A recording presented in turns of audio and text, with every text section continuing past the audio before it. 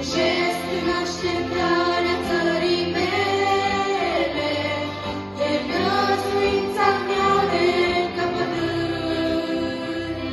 Să las în urmă mii și mii de stele, pe frunte, drag Iisus, să mă mângând.